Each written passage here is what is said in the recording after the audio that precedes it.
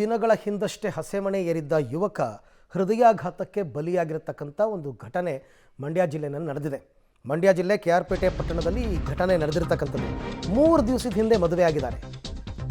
ಹೃದಯಾಘಾತದಿಂದ ಯುವಕ ಮೃತಪಟ್ಟಿರೋದು. ಕಳೆದ ಭಾನುವಾರವಷ್ಟೇ ಮದುವೆ ಆಗಿದ್ದ 28 ವರ್ಷದ ಶಶಾಂಕ್ ಹೃದಯಾಘಾತದಿಂದ ನಿನ್ನೆ ಸಾವನ್ನಪ್ಪಿದ್ದಾರೆ. ಮದುವೆ ದಿನನೇ ಜ್ವರ ಇತ್ತಂತೆ. ಆಮೇಲೆ ನಿನ್ನೆ ಏನೋ ಎದೆನೋವು ಕಾಣಿಸ್ಕೊಂಡಿದೆ.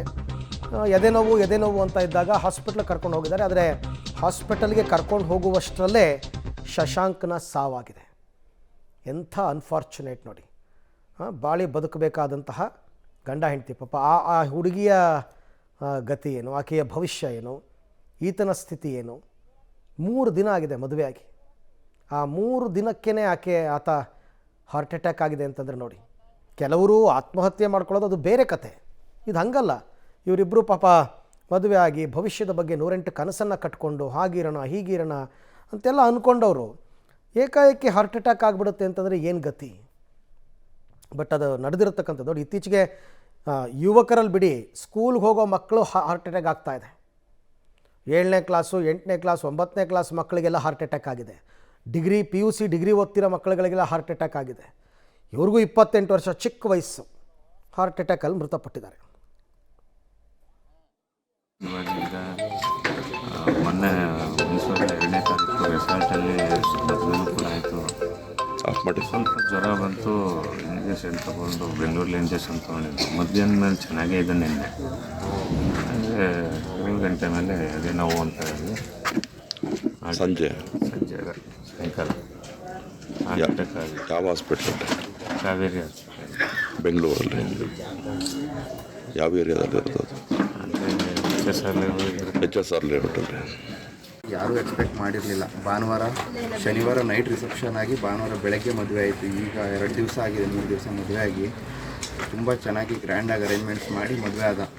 ತುಂಬ ಮನಸ್ಸಿಗೆ ಹತ್ತಿರವಾದವ್ರನ್ನಷ್ಟೇ ಕರೆದಿದ್ದೀವಿ ಕಾರ್ತಿ ಅಂತ ಅಂದ್ಬಿಟ್ಟು ಫೋನ್ ಮಾಡಿ ಹೇಳ್ದ. ಅವನು ಮದುವೆಗೆ ಇನ್ವೈಟ್ ಮಾಡಿದಾಗ ತುಂಬ ನನ್ನ ಮನಸ್ಸಿಗೆ ಯಾರ್ಯಾರು ಹತ್ತಿರವಾಗಿರ್ತಾರೆ ಅವ್ರನ್ನಷ್ಟೇ ಕರೆದಿದ್ದೀನಿ, ಯಾರನ್ನೂ ಜಾಸ್ತಿ ಜನ ಕರೆದಿಲ್ಲ ಅಂದ. ಬಟ್ ಅರೇಂಜ್ಮೆಂಟ್ಸ್ ಎಲ್ಲ ತುಂಬ ಚೆನ್ನಾಗಿ ಮಾಡಿದರು. ಅಲ್ಲಿ ನೋಡಿದ್ರೆ ಮದುವೆ ಆಗಿ 2 ದಿವಸಕ್ಕೆ ದೇವ್ರು ಬಿಟ್ಕೊಟ್ಟಿಲ್ಲ ಅವನ್ನ. ಮದುವೆ ದಿನ ಕೂಡ ಹೇಳ್ದೆ, ನಾವು ಒಂದು ಸ್ವಲ್ಪ ಜ್ವರ ಇದೆ ಕಣೋ, ಸ್ವಲ್ಪ ಸುಸ್ತಾಗ್ತಿದೆ ಅಂತ. ಮುಗಿದ ತಕ್ಷಣ ಫಸ್ಟ್ ಹೋಗಿ ತೋರಿಸ್ಕೊಳ್ಳೋ, ಚೆಕ್ ಮಾಡಿಸ್ಕೊಳ್ಳೋ ಅಂತಲೂ ಹೇಳಿದ್ವಿ. ರೈಟ್. ಈ ಬಗ್ಗೆ ಮತ್ತಷ್ಟು ಮಾಹಿತಿ ನನ್ನ ಕೊಲೀಗ್ ರೋಹಿತ್ ಅವರಿಂದ ಪಡ್ಕೊಳ್ಳೋಣ. ರೋಹಿತ್, ಶಶಾಂಕ್ಗೆ ಮದುವೆ ದಿನವೇ ಜ್ವರ ಅಂತ ಹೇಳ್ತಾ ಇದ್ರು.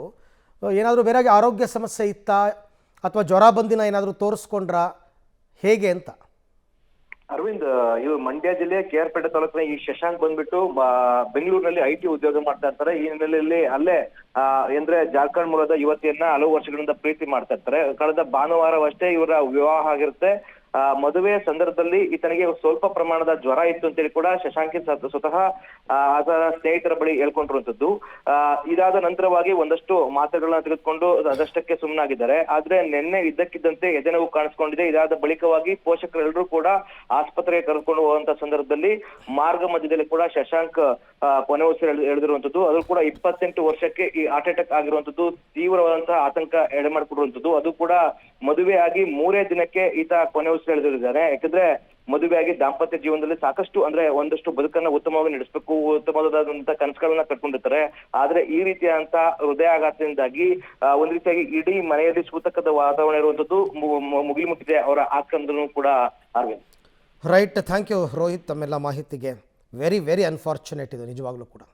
ಆ ಕುಟುಂಬಸ್ಥರು ಹೇಗೆ ಇದನ್ನು ತಡ್ಕೋತಾರೆ ಈ ದುಃಖವನ್ನು?